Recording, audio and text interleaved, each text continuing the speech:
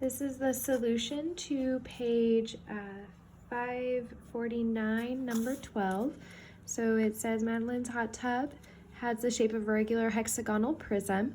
The chart on the hot tub heater tells how long it takes to warm different amounts of water by 10 degrees Fahrenheit. Help her determine how long it will take to raise the water temperature from 93 degrees to 103 degrees Fahrenheit. So we want to, if you look at the table, we're in gallons. So we first want to find the volume of the hot tub, and then we want to use the information given at the top of the page up here that says that a cubic foot of water is about 7.5 gallons of water. And so we would then convert it using dimensional analysis. So what we need is the volume, and we're going to get it in cubic feet, and our dimensions are given in feet, so we don't have to convert there, so that's nice. So remember that volume of a prism is the area of the base times the height of the prism. So if we're looking at the area of the base, we have a hexagon where the area is equal to 1/2 times the apothem times the perimeter. And so we've got a little bit of work to do, because if we take a look, all we were given is the side of the hexagon, and so we need to find what the apothem is. And so if we just kind of give a sketch of what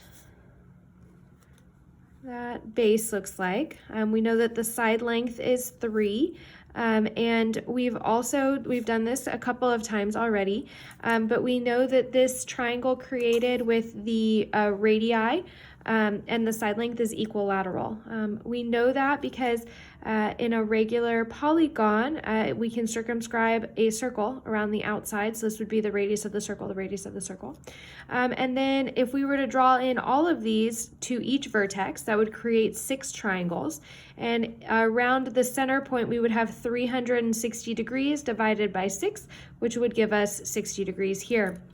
And since our vertex angle is 60 degrees and our base angles are congruent, 180 for the triangle sum minus 60 gives us 120.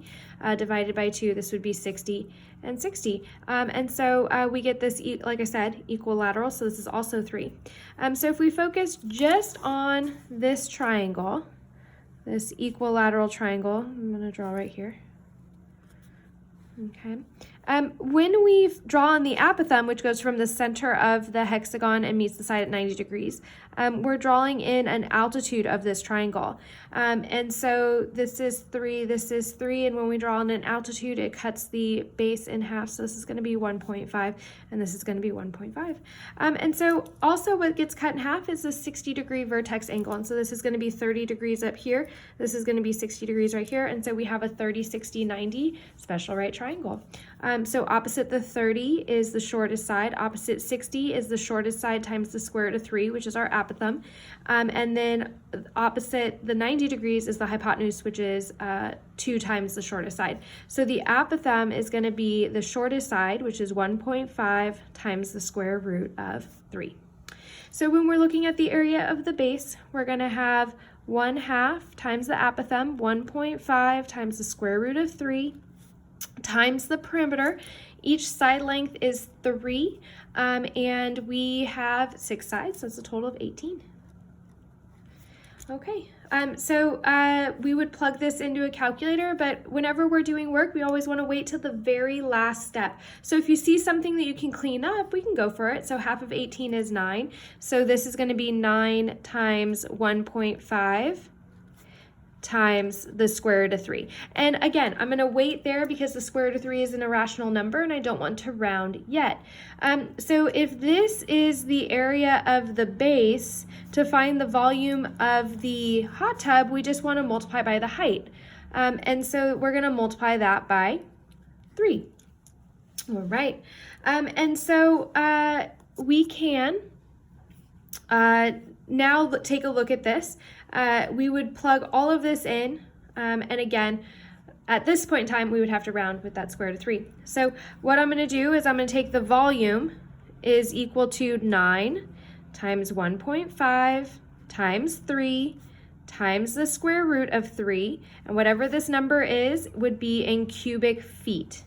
All right, now I'm going to take the conversion from the top of the page, and we know that it's 7.5 gallons is equal to 1 cubic foot. So I would multiply that by 7.5 gallons over 1 cubic foot.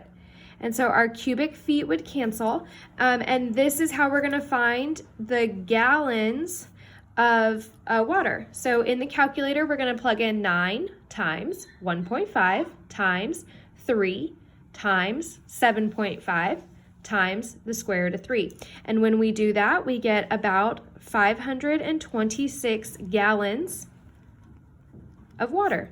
And so if we take a look at the table, here is 500 gallons and here is 550.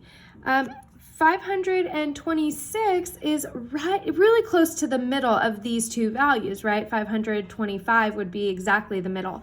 So we're pretty close to the middle of these two numbers. So the middle between 12 and 14 would be 13 minutes.